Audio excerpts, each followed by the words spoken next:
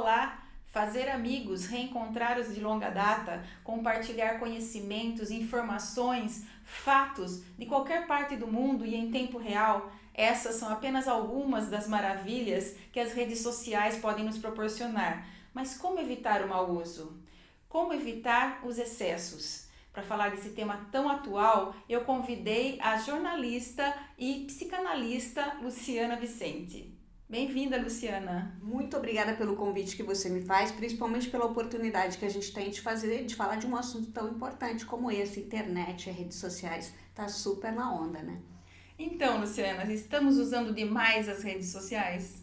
Eu acho que nós estamos usando demais as redes sociais e nós estamos criando personagens demais nas redes sociais e nós em muitos momentos estamos deixando de viver a vida real para viver uma vida virtual. Isso precisa ser observado urgentemente. E Luciana, existe também aquela coisa de procrastinar coisas, né? Deixa eu fazer, deixa eu dar uma olhadinha no Facebook, deixa eu dar uma olhadinha aqui no Twitter e deixar coisas a fazer. Você acha que as redes sociais estão tirando um pouco da concentração da gente? Com certeza, porque uma coisa leva a outra. Você entra numa rede social, você começa a ler um texto, daqui a pouco esse texto tem um link que vai levar você a um outro texto e assim sucessivamente. De repente você está lá do outro lado do mundo por meio da internet e deixou suas coisas de lado, o seu trabalho, o seu relacionamento com as pessoas, aquilo, uma atividade física, uma atividade artística, aquilo que você podia fazer para se desenvolver, você não está fazendo porque você está preso na rede social. Quando que você acha que o uso da rede social acaba sendo prejudicial, mesmo assim? Olha, quando causa Efetivamente. dependência, você pode ter sintomas físicos e sintomas psíquicos sempre. Por exemplo, você fica 2 horas longe de uma rede social, você começa a ter tremedeira, você começa a ter taquicardia, em alguns casos você pode ter perda ou ganho de peso acentuados. Então, assim, são coisas que mexem com a sua rotina. Você fica irritado se você não tem acesso à rede social. Você prejudica os seus, num nível mais acentuado, você prejudica os seus relacionamentos pessoais, você compromete a sua atuação como profissional, pode ser demitido. E aí você não consegue mais. Você vai numa academia, por exemplo, por que você leva o celular numa academia? Você vai na academia, entre um exercício e outro, você para, você faz uma atividade, uma série de 20 segundos e fica 5 minutos parado olhando na rede social. Dá uma espiadinha. Pois é, por quê? E as outras pessoas que estão ao seu redor, com as quais você poderia interagir, você não está fazendo. Então isso é prejudicial e pode ser caso, inclusive, de internação. Quando a vida digital passa a ser mais importante do que a vida social real, né, Lu? Exato. Há estimativas que dizem que 10% da população brasileira hoje já são de pessoas com dependência à internet. Ou seja, é um dado seríssimo, um dado que deve crescer ainda mais nos próximos anos.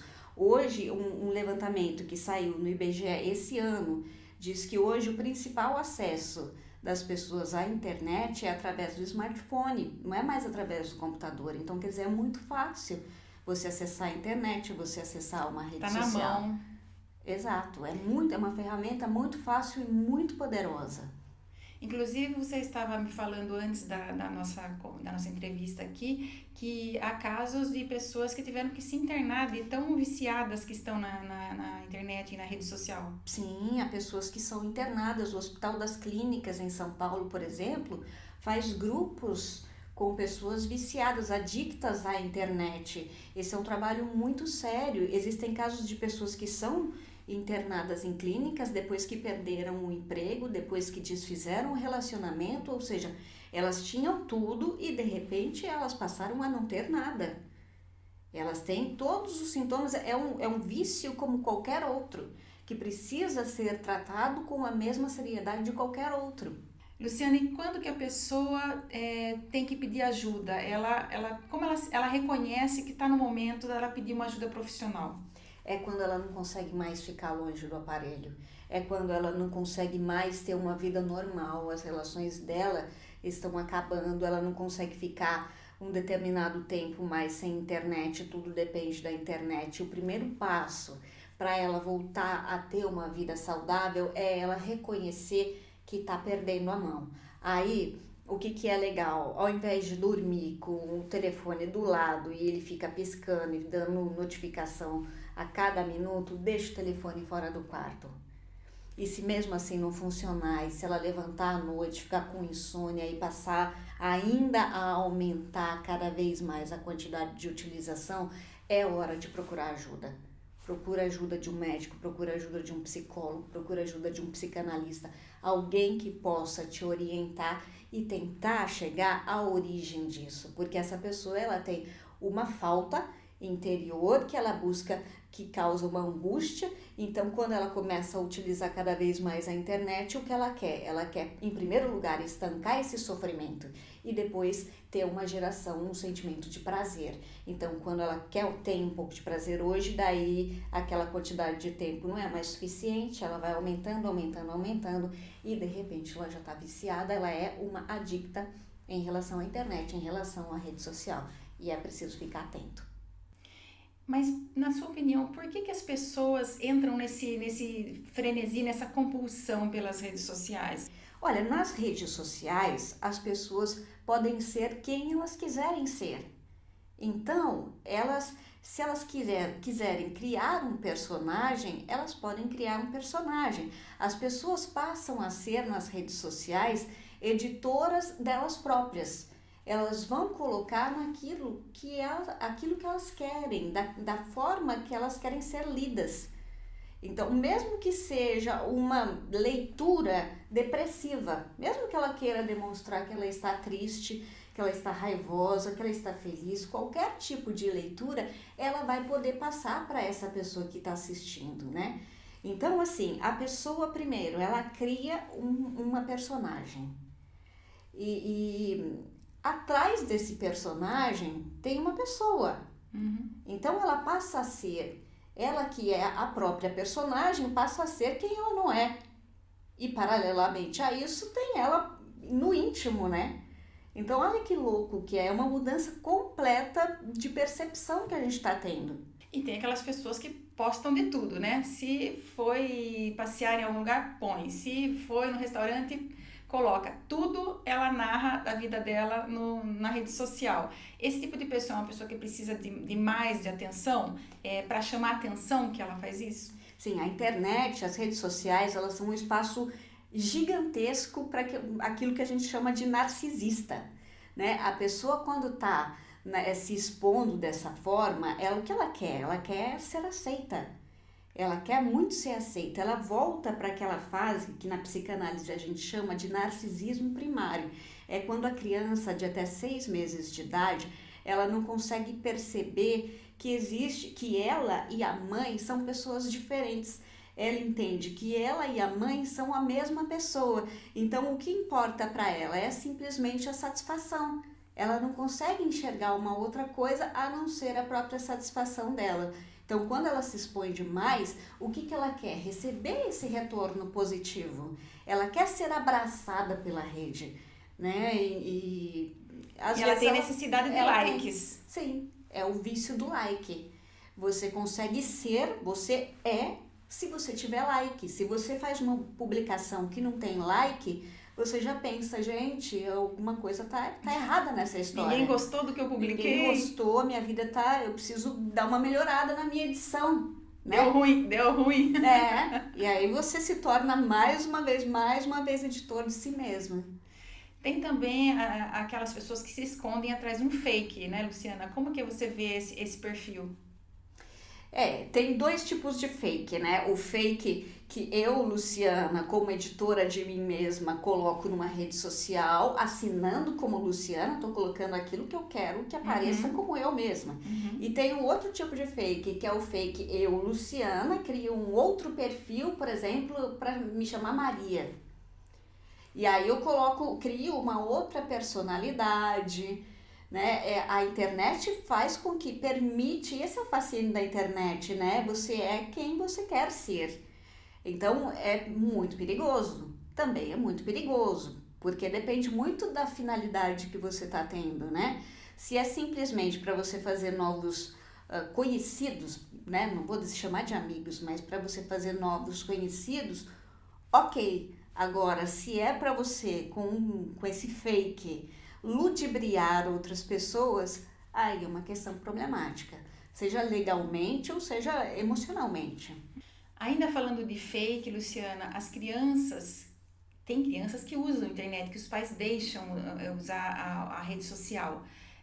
As crianças que podem ser as principais vítimas nesse caso, né? É verdade, a gente vê o número de pedófilos cada vez maior sendo presos, pessoas que fazem gravações com crianças, que ludibriam essas crianças, que fazem com que as crianças acreditem num discurso que na realidade não tem nenhum fundamento. É muito perigoso, as pessoas precisam estar muito atentas. Me parece em muitos momentos que as pessoas ainda não descobriram o poder que a internet é. Se a gente for começar a avaliar a história da comunicação, no início a comunicação ela era oral, as informações eram passadas no boca a boca.